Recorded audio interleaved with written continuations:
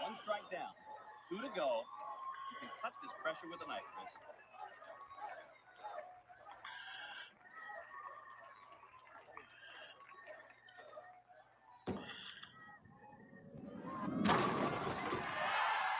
That's 2.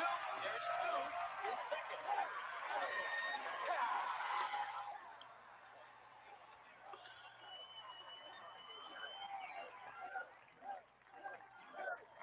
Roy Munson forced to sit and watch.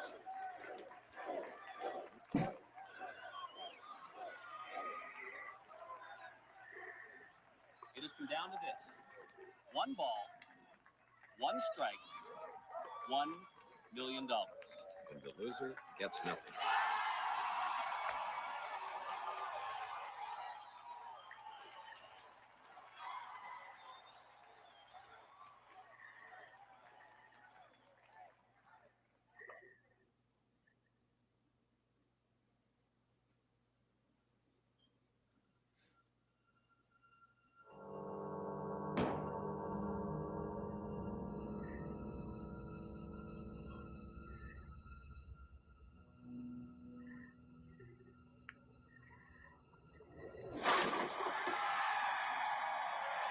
Oh no, he did get Munson in the middle of nowhere, the famed Ernie McCracken. Munson's. Obviously, that's a movie. We got real bowlers for you, and it starts with my guys. The famed Kingpin is in his name. Dave Rieger, 9,300 sanctioned games, a huge McCracken fan. And of course, the legendary Gumshoe, Greg Gumtow Jr. Your dad's going to join us soon. Listen, this is one of my all-time favorite movies. I know it's many people in the bowling community's favorite movie, but it really is a highlight of how special bowling can be, guys. And that's why I wanted to do this show tonight. Greg, thanks so much for being involved. You really helped bring this thing together. And Dave, of course, my longtime co-host. When you see that, obviously we know it's a movie, but I just think that it really connects with you, which is how special bowling can be, Greg. And I know we're in this crazy pandemic, which we can finally see the light at the end of the tunnel. But this is a show that I wanted to do tonight to highlight people like you that I become good friends with, that, you and our poker guys are all big bowlers. You love the game. You love bringing the game to this, state of Michigan. Many of the people on tonight have been bowling alley owners, currently are. We have a very famous, some famous pros coming on. Greg, it's a tough time for bowling, but it doesn't mean that you can't get through it into a special place, can you? Correct. Dave, I know that bowling has changed your life. I know you feel inferior to the guys on the show tonight because you only have 9,300 games. And I think they have like a combined, 640. But Dave, bowling's been a huge part of your life. And I always love, whenever I'm on 97.1 or the various task force we've done, when I can bring it up, talk about your bowling prowess. You could have possibly, tried to become a pro. I know it's tough, but you've had a lot of amazing moments in your life because of the sport of bowling. What does it mean to you? Listen, bowling was a huge part, especially after college. Bowling became a huge part of my life when all the new technology came into play, and I figured out that I could actually win some money on the side. Greg used to. Did you ever bowl against a fake priest to get your hand put into a no. It was just I was all in. It was a huge part of my life, and not so much anymore. I don't. Now I just kind of sub here and there. Yeah, but as of now for COVID, you're not doing any bowling, but. It's a fun game, and it was. I found out I was pretty good at it. It was something that I learned when I was really young, and it's a good sport. And bowling, I think that it's tried to make a little bit of a comeback now, as far as on a national scale. The PBA's got Fox now as a television partner, so. You see it on the weekends, and I think they're going to be starting their new season in January with probably the World Series, I would assume, of bowling. So, yeah, it's been a big part of my life for about probably close to 30 some years. Greg, for you, what is bowling meant to you, and when did it start for you? I heard you started bowling in the womb, which I think is pretty incredible. What does the sport mean to you, and how did you get involved? I mean, it was pretty much everything for me growing up. It's where I spent most of my days. I would literally go to school, walk to the bowling center that my family owned, and that's where I would spend most of my day. Pretty much most of my friends these days are from bowling at some point. So, I mean, it's and plus my family's still in the business as well. Yep, which is very, very important. Well, listen, let's get right to it. We got lots of luminaries coming on throughout this show. We got two guys that are got to get to a very fancy pants bowling meeting. So I want to start with a true legend. And let's just take a quick look here at one of the fine moments of his career. It's the legendary Bo Gergen. It's been an interesting month for Bo Gergen. He missed a PBA exemption by one spot in his native Michigan, finishing 9th when 8 got their tour ticket punched. But he decided to use that experience to his benefit. It was definitely a disappointment, the tour trials, missing by one spot. But history has shown that somebody defers for whatever reason. So there's still a good chance I might get out there. But I knew, hey, I just got done bowling the RPC, finished 9th. Tour trials, finished 9th. My game was a little sharp. So, I knew, hey, I was throwing the ball. And there he is. Much you look the same as you did. Wasn't that 10 years ago? You look just as young then. Well, thanks, guys, for having me on the show. Appreciate it. No, it's great to have you on. Do you remember that? I mean, what is that? I mean, I'm sure you remember the moment, obviously, but what do you remember about that tournament and obviously a nice moment for your career? Obviously, it felt like an out-of-body experience. The events leading up to that event was very strong for me with the RPC down at Thunder Bowl and then tour trials. And I immediately flew from Detroit to Las Vegas the day after tour trials was over, and we bowled the USBC championships 2 nights later. And again, my game was super sharp, and to do what I did at the national stage, it's still I still can't believe I did it. Well, no, listen, I could read off your accolades if we had like an hour, but I got to shorten them here. But you've been in the industry for 35 years. You've been the center manager of Northern Lanes for 24, or since 97, excuse me. The executive director of Bowling Centers Association of Michigan. You opened centers in Iowa, Georgia, Illinois, as well as obviously here in Michigan. And you competed in 41 USBC Open Championships, set the tournament record. And this is something that Dave Rigger really wanted to do, the Kingpin, with an 862 singles series in 2009. We just saw the Open title in 2010. It goes on and on. Obviously, this sport means a ton to you. I got to ask you, where do you think the sport is now, and how can we get through this pandemic and keep bowling going? Because as David and Greg and obviously everyone that's going to be on tonight will say, it means a lot to a lot of people, Bo. Absolutely. So my grandfather built a bowling center in Sioux City, Iowa back in 1947. So we're in our 73rd year for a family into the industry. Grew up just like Greg did and some of the other folks that you're talking to. Prior to COVID, guys, you were right, Dan. Bowling was on a huge upswing. Huge. A lot of the operators were very happy with the direction it was going. And then the world changed. So here we are. And unfortunately, after 200 plus days of closure for our operators, it's the outlook is concerning, to say the least. I will say this. There's been a lot of high-end prognosticators in the business world who actually feel once we get on the other side of this, that our industry is actually going to explode upward because it's human nature that we need to socialize as individuals. And what greater environment can we do that in bowling centers, in league environments, birthday parties, corporate outings, restaurants, family fun centers. It's got everything that everybody needs to socialize with their family and friends. Bo, you could not have said that any better. And I think it's such an important thing. And I know Dave knows this too. I'm going to let Dave get in here in a minute because he's got some questions as well. But Bo, you look at what we've gone through and basically almost a year of this country being shut down. We know how much bowling means in this state. And you mentioned the social interaction, getting together with friends, getting into those leagues, competition, all that stuff. I remember as a young kid and then into college, being in various bowling leagues. It was such a fun night. I occasionally go visit Dave at his ad craft league and say hi to friends and different people that they go and been doing it for 20, 30 years.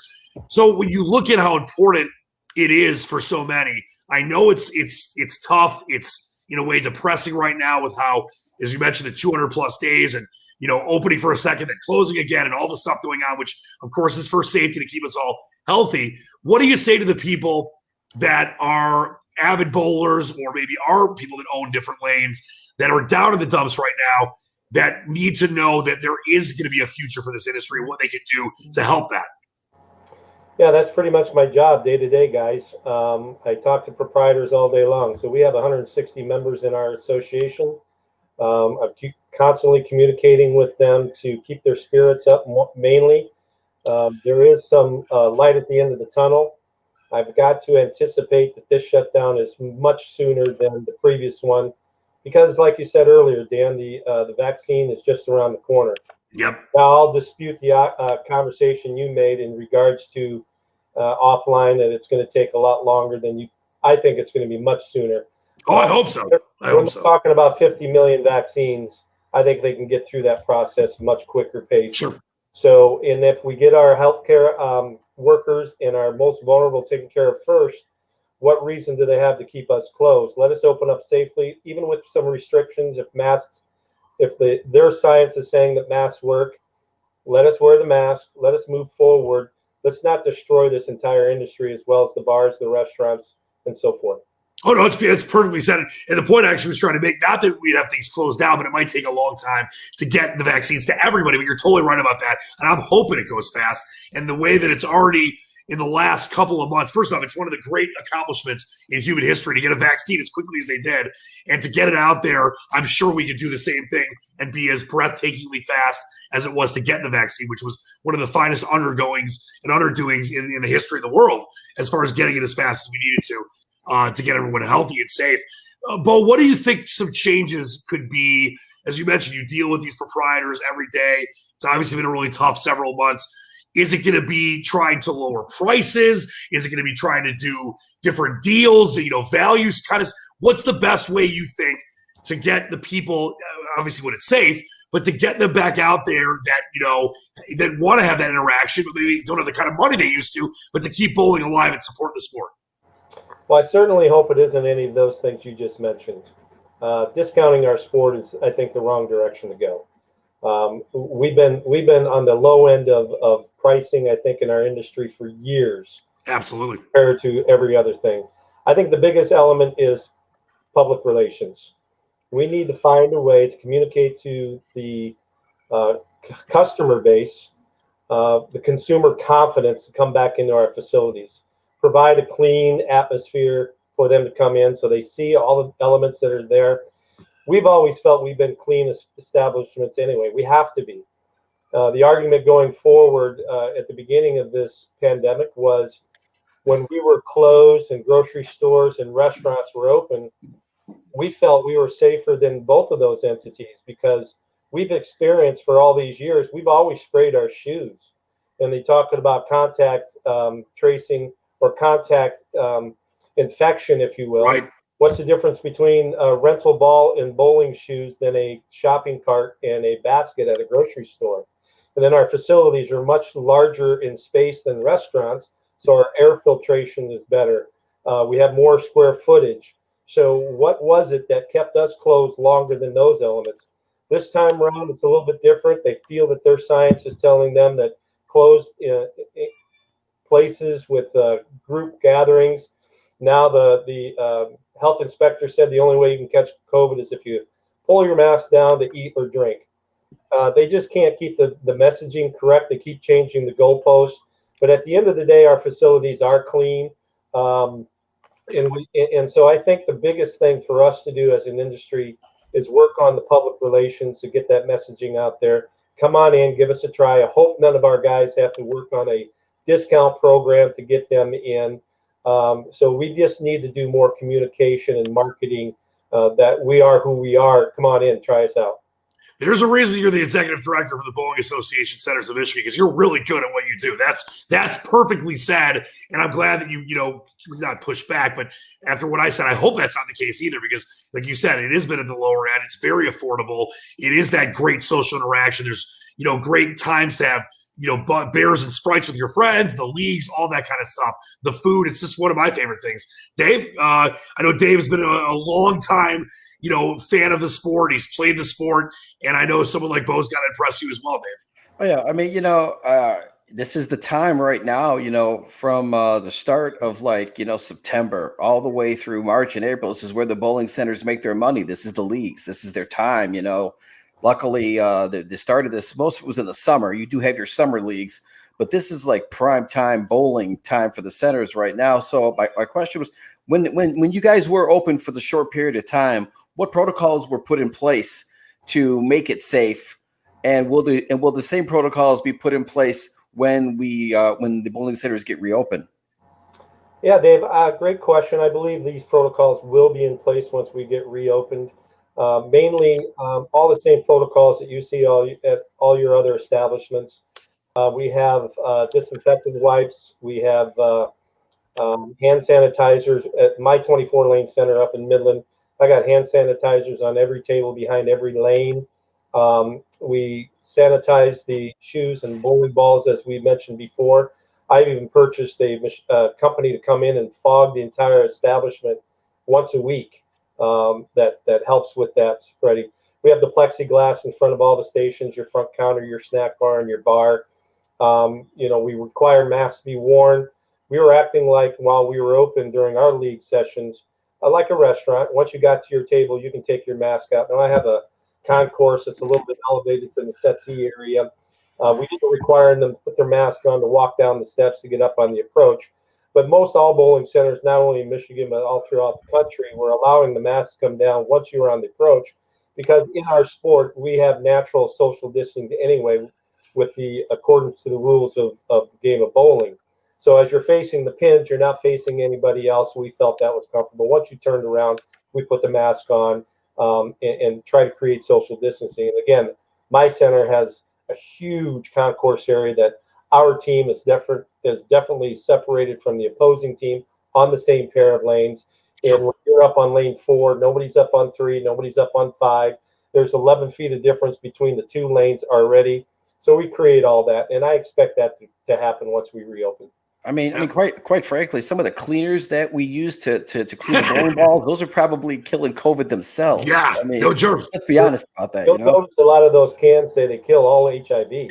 I mean, some of those cleaners are just pretty powerful stuff. Just don't let it kill a good bowling game. That's all I care about. All right, Bo, before I let you go, I know you got a meeting to get to. Thanks so much for joining us. You've had an illustrious career. I just wanted to ask you what the moment that meant the most to you was. I'm sure there's several you could pick from, but what's the one that meant the most in your career? No question, I got to put my record score at the USBC National Championship right up there. But the years of competition I've been able to do on the PBA 50 Tour for the last 10, 11 years, becoming friends with the idols that I watched while I was a youth, and now I play golf regularly with the Walter Rays, the Pete Weber, the Jason Couches, the Randy Petersons, the Norm Dukes. We play golf every time we get together, and we tell stories. And just listening to all those stories back in the day, where I may have had an opportunity to participate on the regular tour, I chose not to because family and business. But I would always dab my toe into the water occasionally, like once a year or twice a year. Just on a part-time level, just to see how I would compete. And I held my own for the most time, and they knew who I was. I would bowl on the regional level quite a bit, so they knew who I was. But these are the folks that I hung out with back in my early 20s, where I was doing what Andrew Anderson's doing now. And by the way, I noticed you were trying to call him Anthony Anderson. Yeah, the famed actor.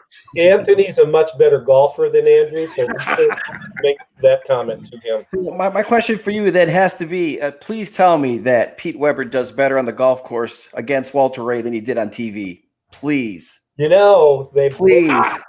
I would say in their heyday, they're both really competitive on the golf course as well. Walter is good at everything that he does. I mean, this guy has a concentration level like no other. Yeah. He's got a sweet swing, nice little right to left draw. Walter's left to right.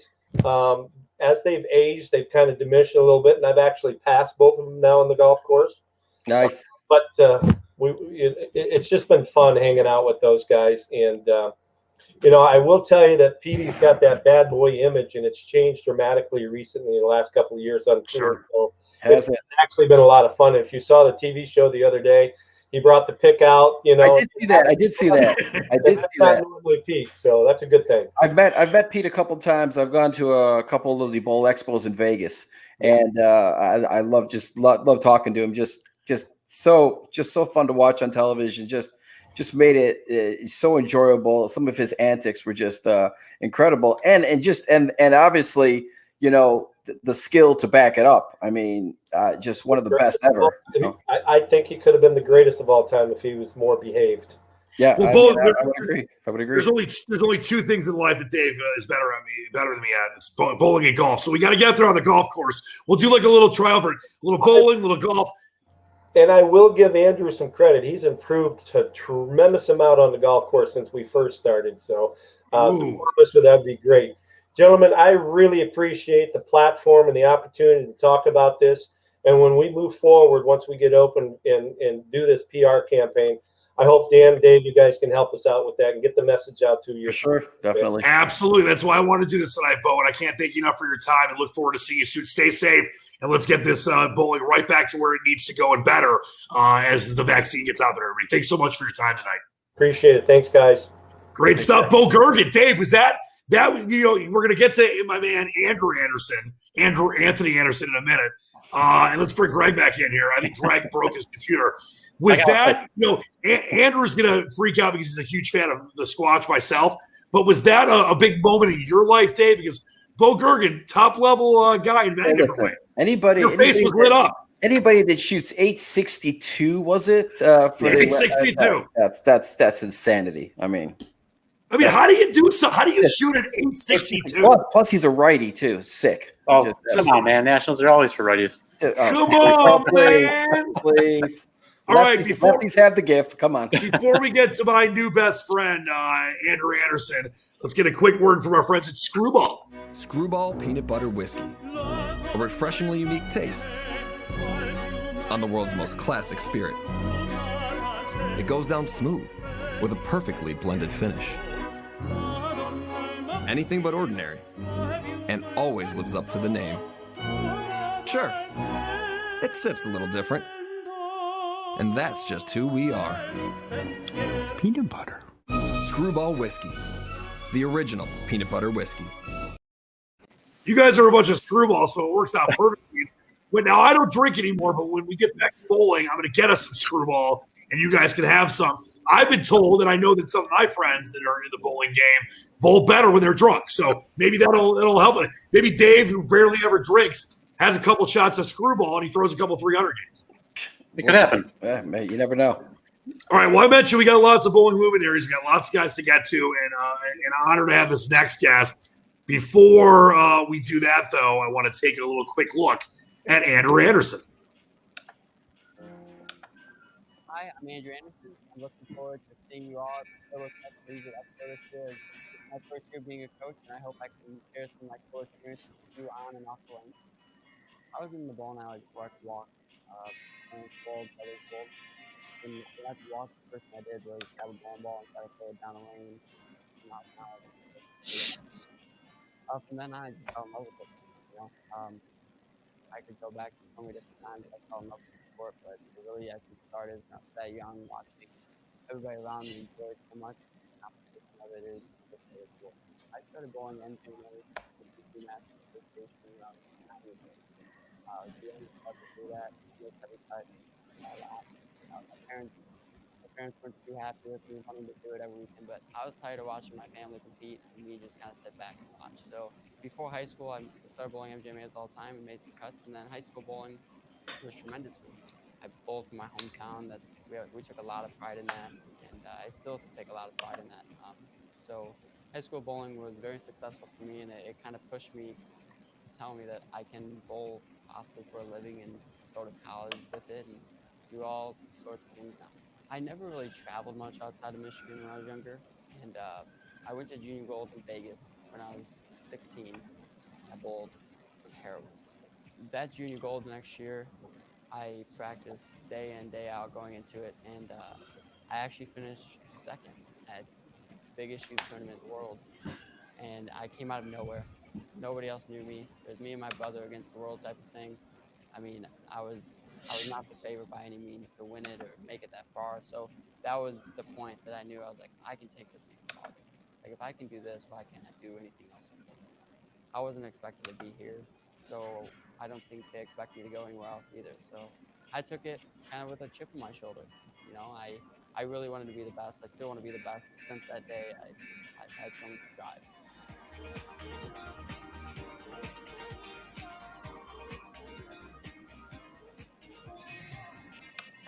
That was a very emotional piece. And we go from that to bringing the man in. Now, that gave me chills because that's just awesome to see a young, phenomenal, bowler get his kind of feet under him and do some special things. And Andrew, you talked about how much, the sport meant to you and growing up and getting involved in it. But to know that you are a fan of the Squatch means even more to me. So that's great stuff. Man. It's very emotional. I bet, dude. I hope it's emotional. I'm a fan of yours. Yeah, I'm a huge Detroit sports fan, dude. I literally listen to The Ticket every time I'm in the car. There are sometimes I turn it off. I'm not going to tell you which guys I turn it off on, but hopefully it's not my brother. It probably is. I can't say anything, but yeah, no, I love the show, guys. I appreciate you guys having me on, and it was great what Bo said. There's a lot going on in the sports, and especially in Michigan, and we could use all the help we can get. That's for sure. No, Andrew, it's an honor having you on. I love, giving people like you and Bo and everyone on the show tonight a platform. I love the sport. I haven't played it as much recently, but as a kid and then into my college and years and 20s, and I was in leagues every single year, multiple leagues sometimes. It is such a great way to get together. We need that social interaction. But I got to give you your accolades. So 2018 USBC Masters champion. In your second full year on the PBA Tour, you won the Chris Schneckel, as you saw in that video there, PBA Player of the Year award. I mean, that's pretty solid stuff for someone early in their career, my man. How does it feel to know you're already making a mark in something that obviously means a lot to you and a lot of others? Yeah, man. I mean, it's still surreal to this day. 2018 was a really special year for me. It's a roller coaster of a ride. Bowling is a roller coaster, dude. At any point in time, you can bowl horrible. You say you quit.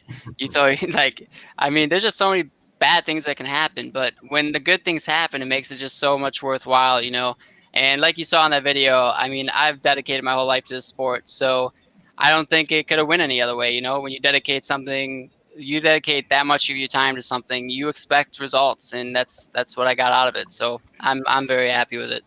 Anthony, before I'm going to let Jamie and Greg ask questions. Andrew. All right, Andrew, I can't call you Anthony again. Anthony Anderson. I was going to call you Mr. Anderson from The Matrix, like I said in the pre-show.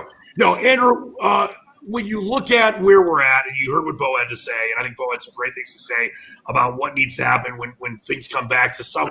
It's going to be a new normal. I mean, everyone wants to be back to normal. Let's understand it's going to be a new normal, which is fine and can be better in many ways. When you look at, obviously, you put the stuff that you've done in your career on the side, which is incredible in its own right. But the sport itself, which obviously, as you mentioned, you dedicated your life to this. Many others that are watching are huge bowling fans.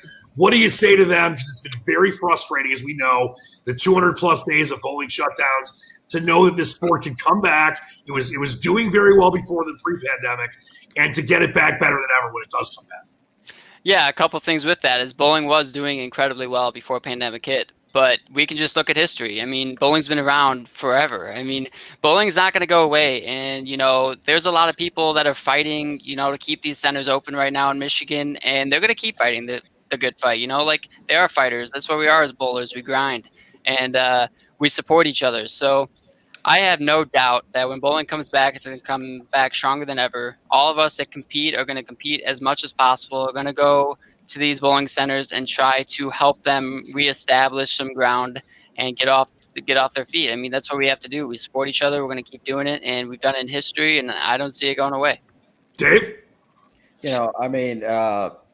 Shoot, you guys are going to be starting your new season pretty soon, aren't you? January. You guys are going to be starting your new with the World Series of Bowling, correct? Is that no World Series of Bowling. We have a Players Championship. Like you said, it's a new norm. This is a new norm for us. This new tournament that we have starting in January is something we've never done before. It's a total test trial. I think it'll go well. I mean, I obviously hope it goes well, but for you, well. Yeah, it's a test trial. It's a test trial for us, man. We're bowling in different cities, not against each other all at one time. Totally different, just because we have to be safe and as safe as possible, with all the rules in each state and how they're ever changing. It seems like daily. We have to do all we can just to get out and compete. There's people that want to watch us bowl. We want to bowl. We want to compete. We want people to be able to go out and bowl. I mean, it's just at the end of the day, we all want to bowl. Even those that just do it for fun, I feel like are missing out on it. How is it with your new partnership with Fox compared to what it was? I don't know if you were there when it was ESPN, but yeah. So my first 2 years was with ESPN, and the last 2 years have been with Fox, and I have nothing but good things to say for Fox and what they've done for us, man. They are giving us a platform we never had with ESPN. They're making it so much easier for us to be seen, to be noticed by the public. I'm so grateful for Fox, and I really hope that we can make a new deal that lasts 20 years, man. I really love it. They've done a great job with us, and I'm very thankful that they want to have us. That's a nice feeling that they want us to be seen. Before I get to Greg, I just wanted to ask you this, Andrew. I was okay at bowling. I got 186 average at one point, not even close to the amazingness that you guys on the show are at. But what is it like to compete at that highest level? I mean, I've had some big moments, hundreds of dollars on the line, league championship, stuff like that. But what is it like? Is it like Ernie McCracken and Roy Munson? What is the tension, the excitement, the energy like when you're about to win the Masters and playing in these big finals in different tournaments? What's that like for the average person watching right now to know what that feels like? Yeah, so two things. One, I'm actually like the least biggest fan of the Kingpin. I wish it was never. Not the movie, not Kingpin Rieger, the movie Kingpin. Yeah, the movie Kingpin. I like Kingpin. I like this Kingpin, but the movie Kingpin is not my favorite. But when it comes to competing at the highest level, man, I mean, you just like Bo said, even like in all those shows that I've made and all these big moments I've been a part of, I kind of just let my body do it, and you just kind of handle the emotions at that point. When you go and practice and you go and work hard at something, you establish ground for yourself, and you just kind of have to let your greatness show through. And my first time on television, dude, I was shaking. You could visibly see I was nervous. But I learned from that. The second time, I let my thing do my thing. I just kind of went out and did my thing, and whatever happens, happens. But I promise you that what you see in the Kingpin with his emotions is what we do on the inside. And there are some like Pete Weber that show it more often than others. And so it should. Oh, go ahead. I was gonna say, if you're not even a Kingpin guy, you're too young for Big Lebowski. I mean, you see like you're just out of high school. I think they need to remake the Kingpin movie, and Greg and I will do it. We'll take Greg's arm off, not mine, and we'll see what happens. But I don't know, man. A Kingpin, like if you've never bowled before, right? Let me ask you guys this: if you've never bowled before, and that's your introduction to bowling, what are you gonna think? It's crazy, absolute wax. I knew that wasn't real. Like, do you think I'm gonna be able to get a girlfriend after watch Kingpin? You're a professional bowler. So you eat hot dogs. Your diet is hot dogs and beers, surrounded by the greatest athletes in the world. Yeah, you remember that part of that movie? That's one of the greatest teams ever. No. Come on. They're walking in the National Bowling Stadium and they see all the guys sitting there. John Popper. You can see a heartthrob like Andrew. If we all got the chance to go through school again, I would like you to try to go through middle school and high school, being the bowler guy, and people seeing the movie Kingpin. I agree with what you're saying. Greg, you got something for Andrew? I just appreciate you coming on here, man. I do. Greg, I love seeing you, buddy. I wish we could see each other more around these times. I have two things for Andrew. One, toughest competitor on tour that you just do not want to face on television right now. Man, I'm not. I always go down. I'm not really scared of anybody. I enjoy the challenge. The better they're bowling, the more ready I am. But my boy Chris Prather is on TV, arguably the hardest guy to beat right now. Belmo is always great. Belmo is probably going to go down as the GOAT. I respect the hell out of all of them. But when it comes down to bowling one person for a title right now, I don't know if I want to bowl Prather and my boy Anthony Simonson too. The tour is getting younger. It's getting pretty fun to watch. It's getting pretty fun to be a part of. And, I think that's the turning of bowling. I really think that the future of bowling is so bright. I mean, the average age on tour went from being like 42 like 4 years ago to like 25 in a matter of years. It was really interesting to see, and that's why I had a chance to be really successful throughout that time of change. I was one of the first young guys to really make a name for myself, and I would like to think that I helped others show that it can be done. And I got the other question is the conventional grip bowler versus the two-handed bowler. What's your We're getting technical. what's your- We're getting technical. Yeah, dude. I mean, at any point in time, as long as you throwing a ball down the lane, I'm all for it, dude. If I could go back personally, I probably would be two-handed. Man, I'm not too bad at it. Me too, for sure. I'm not too bad at it.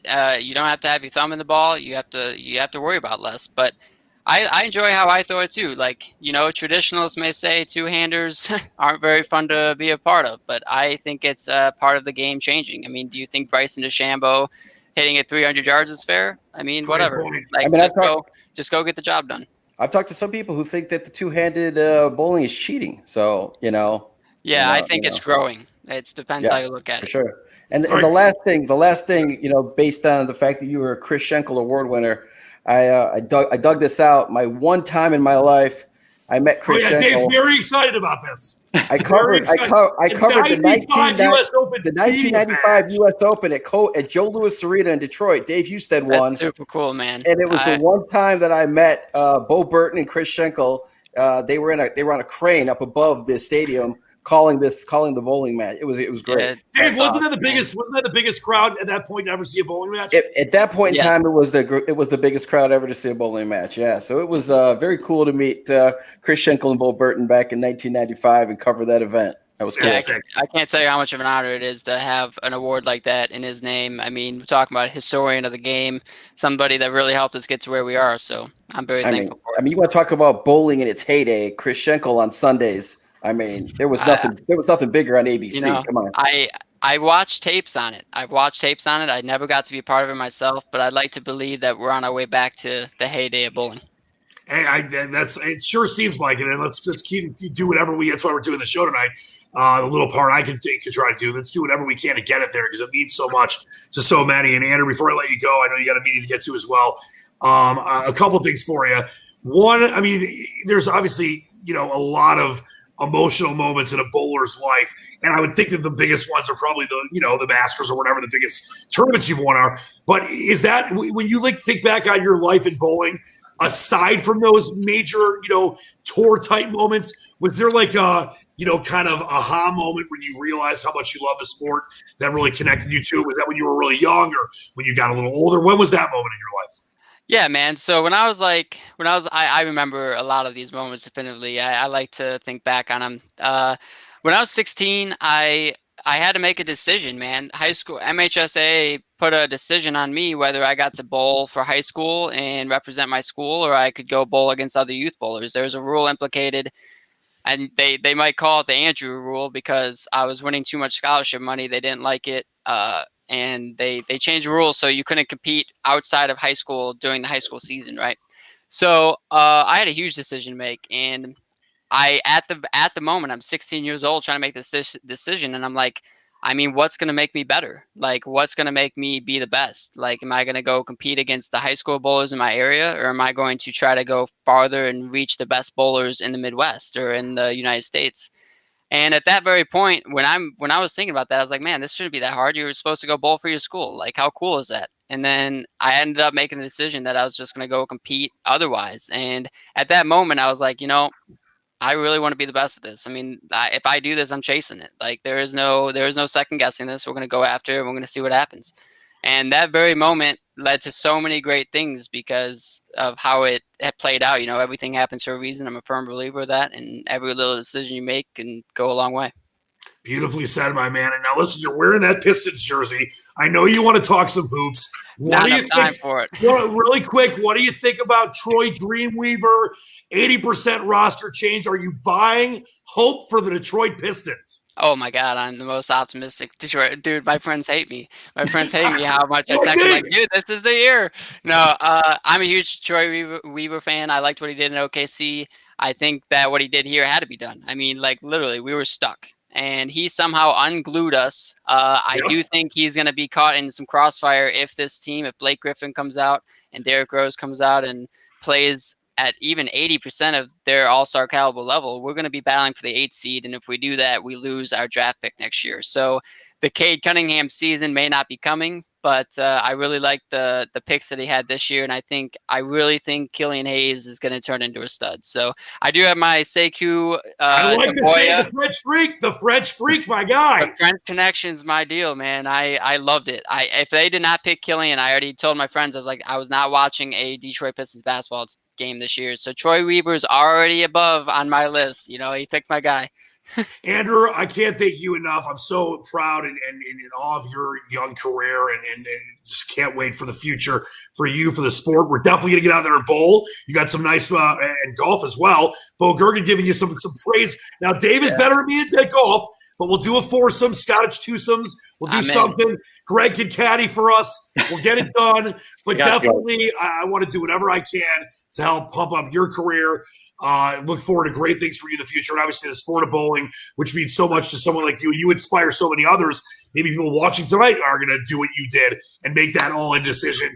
And it really is special to see someone do that. So I can't thank you enough for what you're doing for your sport, but also for coming on tonight and for the Pistons and for being a fan of the Squatch, which is, I am a beloved figure.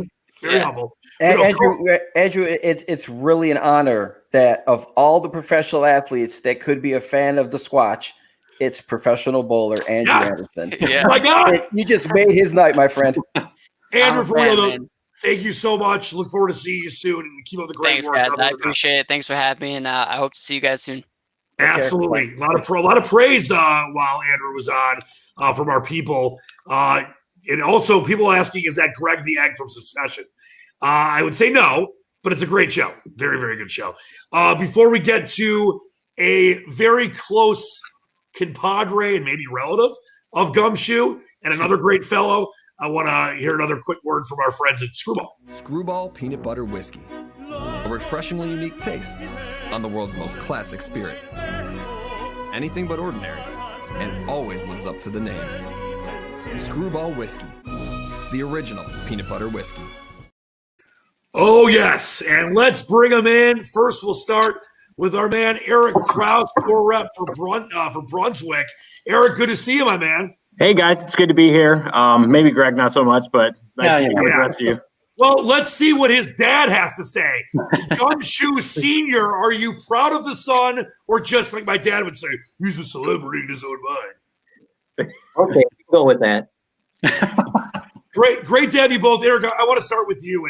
And you look at, as we've heard from Bo and we heard from Andrew, we've talked about the sport of bowling, which obviously is such a special thing to so many people. And a lot of people watching tonight commenting that miss being able to go to bowling alleys. Just give us kind of your assessment of the current state of the sport. We know, obviously, that it's been shut down in Michigan and other places. It's going to come back. Can it come back stronger than ever? Oh, absolutely. As Andrew and Bo both mentioned, bowling was on an uptick. The deal with Fox has been fantastic for the PBA Tour. I was probably more optimistic about the future of our sport in the last, 9 to 12 months before this than I had been in a long, long time. I think it's going to, like Bo said, I think once we're allowed to get back to whatever the new normal is, people are going to want to socialize. People are going to want to go out. I think that's only going to benefit all of us from, someone who loves bowling, but also someone whose job is to, be out on the PBA Tour and help those guys. I think that's going to be hopefully promote the new generation, the group behind Andrew, and stuff like that. So I think we're going to be, and I hope that it's going to come back stronger than ever. Mr. Gumshoe Senior, a bowling proprietor for over 30 years. Same question to you. How are you feeling about where we're at right now and ways that we can make sure when this comes back, it comes back better than ever? Because it was, as we've all said, and you guys know better than me about the sport itself, it was doing very well pre-pandemic. And how can we get it back to that state? Well, first, I'd like to thank Bo and Andrew. They're both great ambassadors for the game. They frame things pretty well for us. I'd much rather be on here talking about high school bowling, which, by the way, was canceled the week that we were closed again. Their tryouts were just beginning to start. And it's something I always look forward to and support. wholeheartedly. Andrew, Bowling for Holly, did bowl at our center. We were their host center at that time.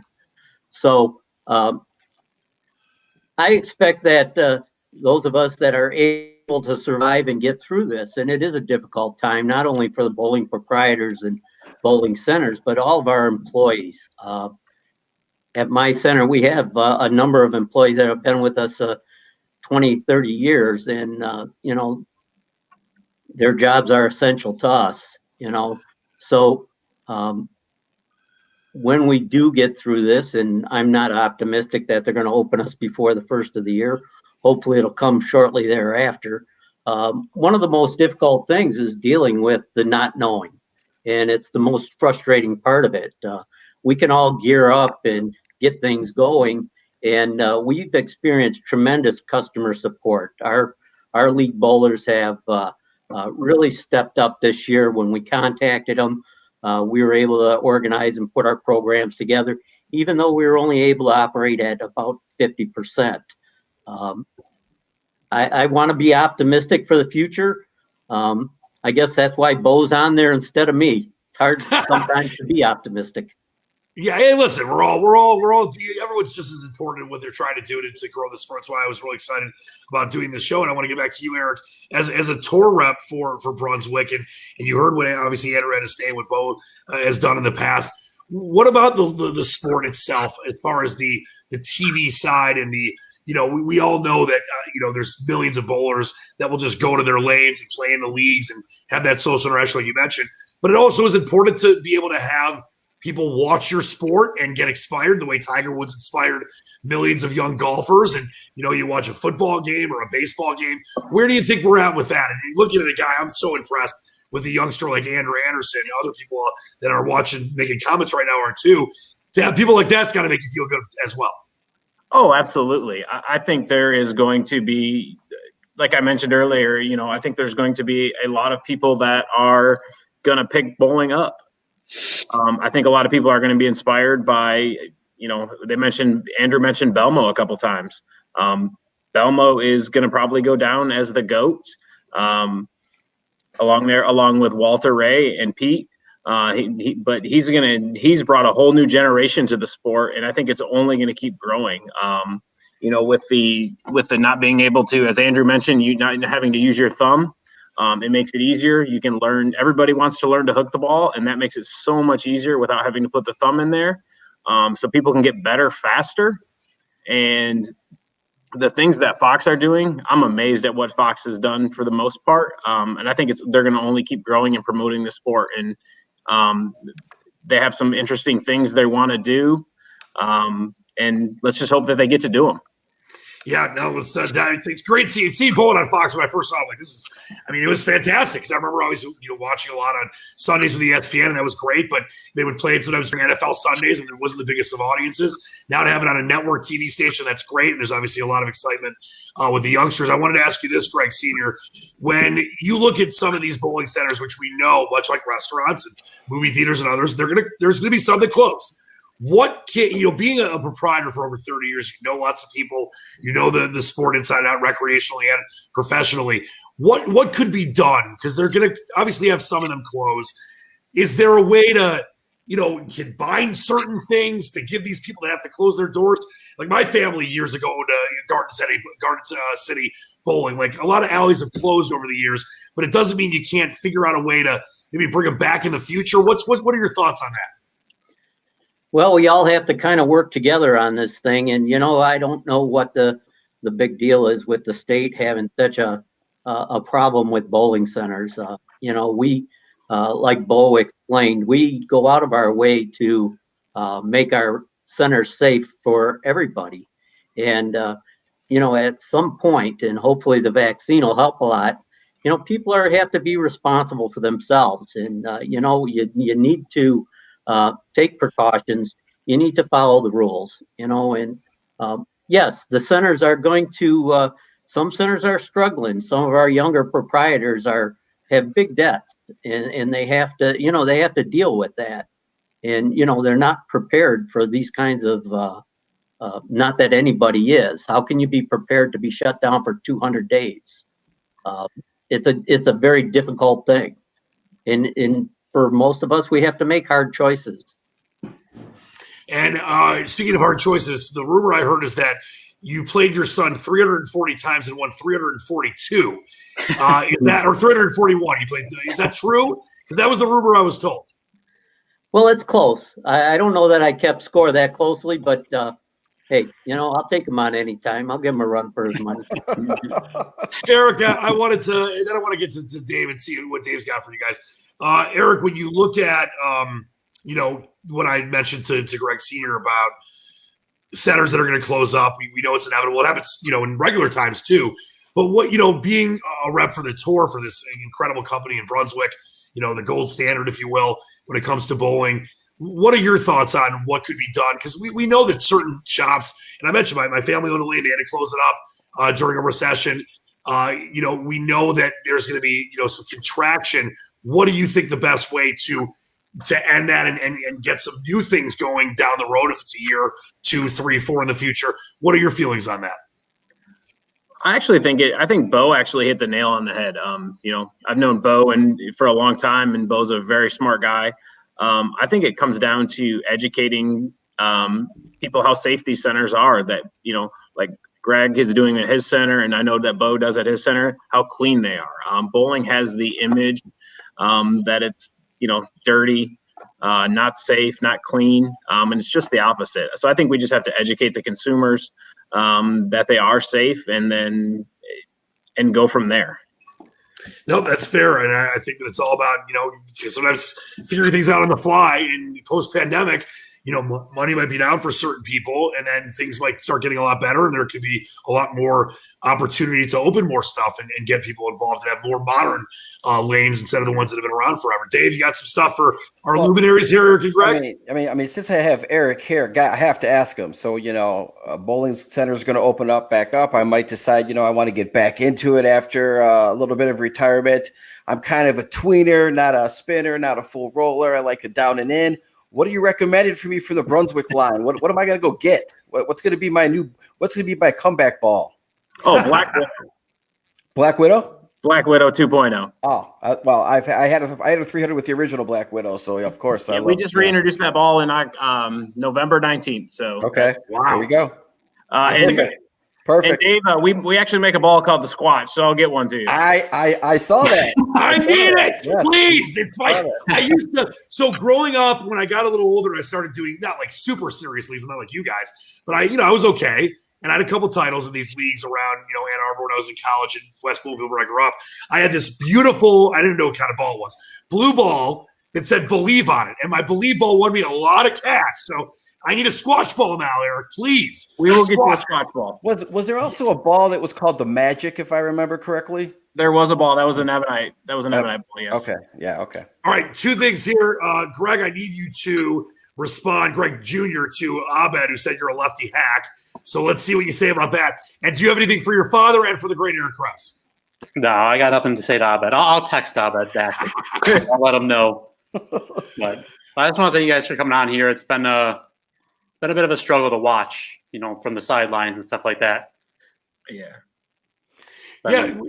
It's one of those things where, I know it's a tough time for not just obviously bowling, but for a lot of people out there. But I think that you've all said this, and it's warming my heart because I know, and Dave, you know this because I come and visit you in that Adcraft League.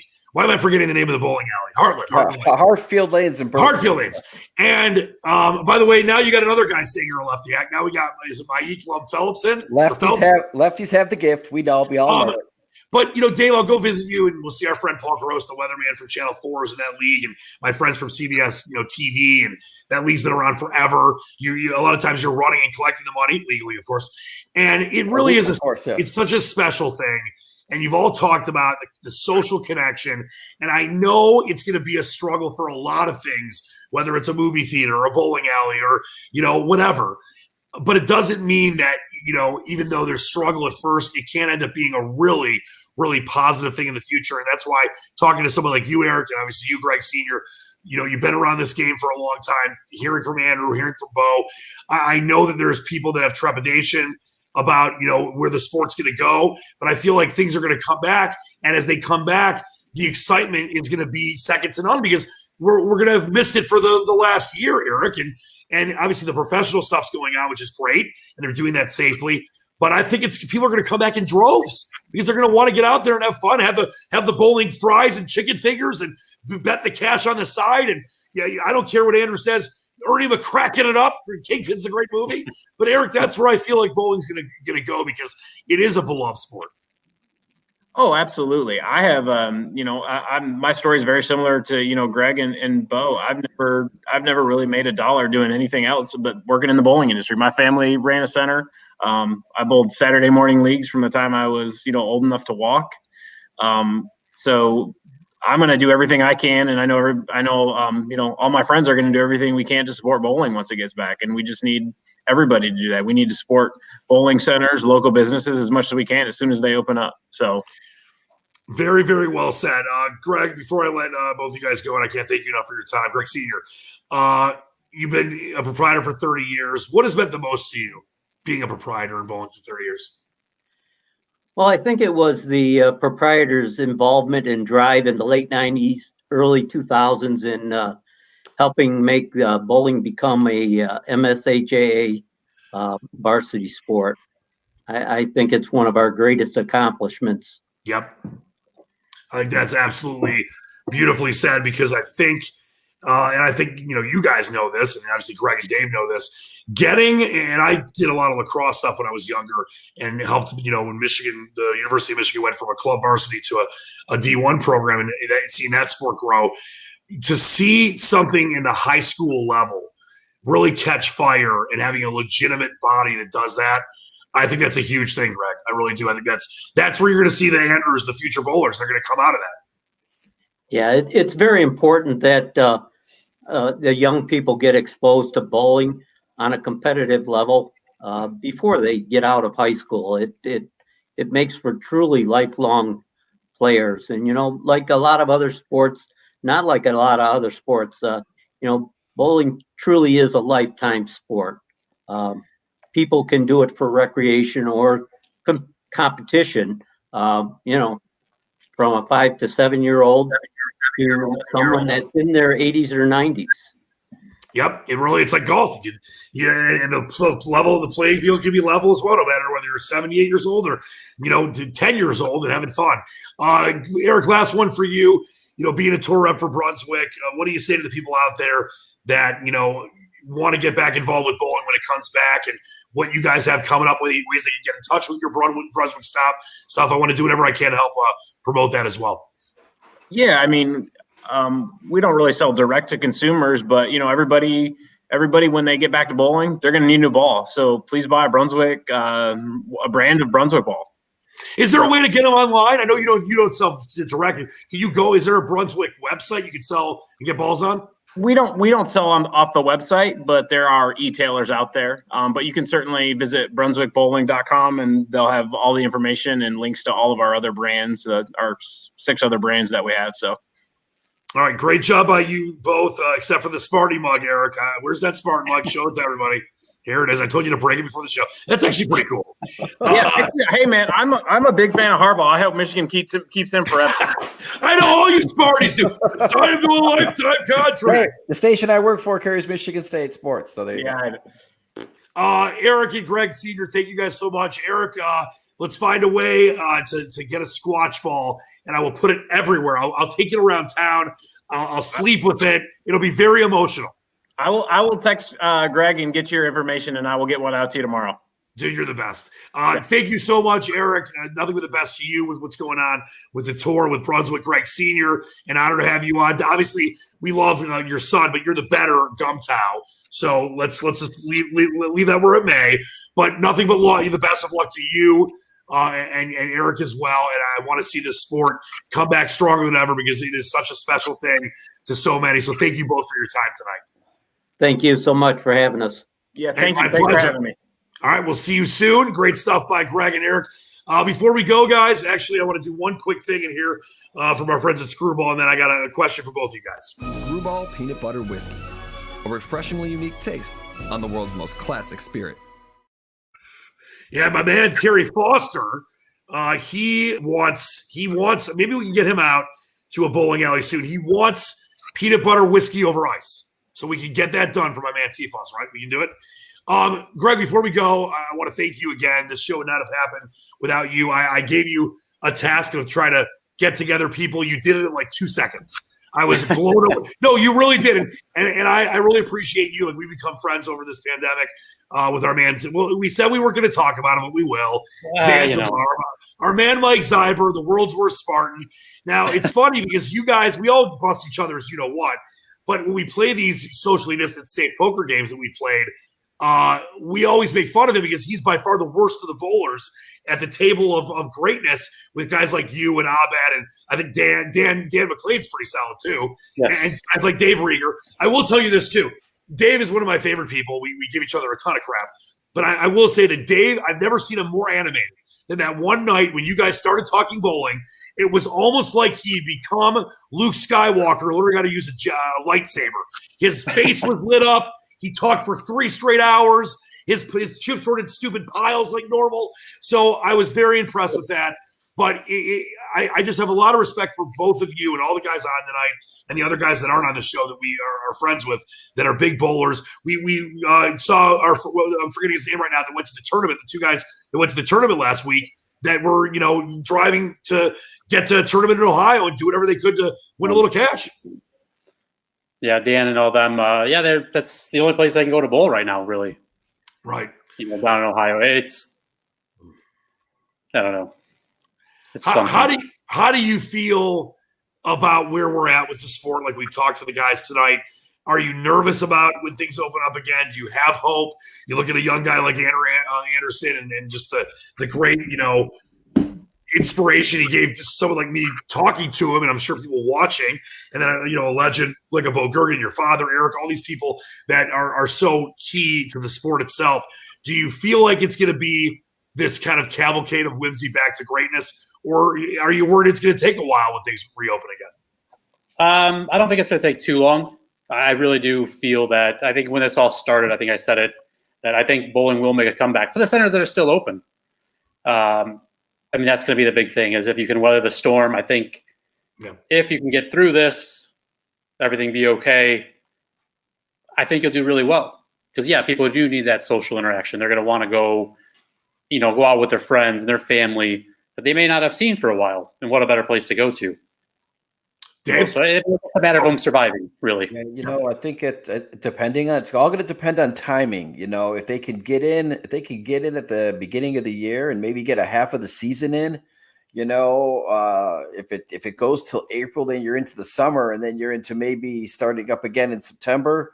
So I'm hoping that the bowling centers will, after the first of the year, can get open, and they can at least get maybe 3 or 4 months in and get a half a season in, maybe a short league, maybe an 8-week type thing, a 12-week league, maybe a trio league, something to get some people back into the centers, get acclimated that they're safe, whatever the rules are for keeping them open.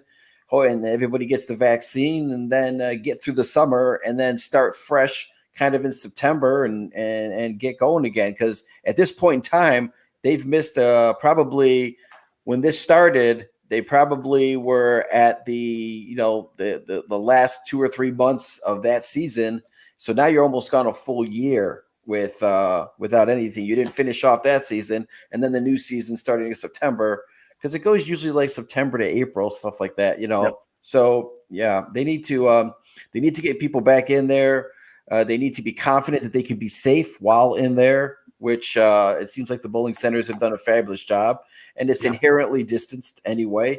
And, I think that people will be starving for, to hang out with people, to go do something, to just get life back to normal. And bowling is one of those things that is like really normal, especially here in Michigan in the wintertime, when there's nothing else to do. You might as well just go hang out at the bowling alley. I cannot wait, and Dave's going to hate this. He says, the lane oil was stupid. I did beat Dave straight up on my birthday. He says he lost on purpose by 40th at Lucky Strike. Gotta let you win, of course. I cannot wait to get out there with you two with the new squash ball courtesy of the great folks at Brunswick. I'm going to pay $1,000 for it, but it's worth like $5,000. So I can't wait for that. It's going to be a ton of fun to see how things come back with this sport, Dave. I can't wait to go back to Hartfield Lanes and see the AgCraft League. And like you both said, I think it's one of these things where it really is something that brings people together, which you that know me know I love. Golf's something else that does that for me and Dave in my life. And obviously we'll get out there and golf as well too. But bowling is definitely something that does that. And it's done it for a lot of my life. I mentioned I was in leagues for a long, long time. And I back to the point we've kind of been harping on, social interaction. I remember back to the beginning of the pandemic, Dr. Vivek Murthy, who's going to be the Surgeon General under President Biden, he said it's not just an economic recession, it's a emotional recession where people in the interaction, hugs and close contact and all that kind of stuff has been gone for the most part for months. And to be able to get back and bowl against each other and have that great bowling alley food, like I mentioned, and get the fishbowl, goldfish bowl, and Ernie cracking it up, I can't wait for it. So I look forward to doing it with you guys. Before we go, Greg, any parting shots from you, my friend? No, I just want to thank you for giving us this platform to kind of voice the concerns and maybe hopefully ease some people's minds about actually going into a bowling center, knowing that there are precautions in place and things are safe. Greg, it would have happened without you. I'm serious. I mean, I know I'm the maestro and I'm pretty beloved, but this would not have happened without you. You did an incredible job putting this show together and helping me get the right kind of people on. Everyone was fantastic. And I would say your dad was the greatest of all of them. Don't tell Bo and Andrew. He was the finest. And he did beat you 341 out of 340 times. I just looked up all the scores. No, but thank you so much. Grateful to know you. Look forward to great times in the future with you. Dave, parting shots for one of my favorite people. Well, I usually end these with the same Friday Night Lights quote, obviously. Coach Taylor, clear eyes, full hearts, can't lose. I think it works for everything, pandemic, bowling, whatever. I just hope that that we can get back to something normal. I kind of am worried that the governor is not going to open up anything until after the first of the year. But hopefully, as we get through into January, hopefully we can get restaurants open. Hopefully we can get bowling centers open. Hopefully we can get the casinos back open, and and hopefully we can get some online betting too there, Dan. So hopefully we can get whatever the new normal is going to be. Hopefully we can get back to it and get back to our life. One last thing, Greg, for people that are watching, and I know I kind of asked this to Eric, and they don't really sell directly, but what would you tell people that are, maybe for the holidays that are excited about when bowling centers, at least in our state, open back up, where they could go to get, supplies, balls, etc.? Like, when you want to throw a website out there, like, what's the best advice you'd give them to get involved? I'm a big in-person, going to a pro shop and talking to somebody, as opposed to an online. Not that there's anything wrong with that. You'll get more information going to talk to your local pro shop. Our buddy Dan, he runs the pro shop, Premier Bowlers Pro Shop over at Oak. Probably, I know him as he's a buddy of mine, but he's probably one of the best on our side of town. There's other places as well. Just depends on what side of town you're on, but look up your local pro shop, and it means more to go to a local place that keep them in business. If they're not there, then where are you going to go to get a bowling ball drilled? Perfectly.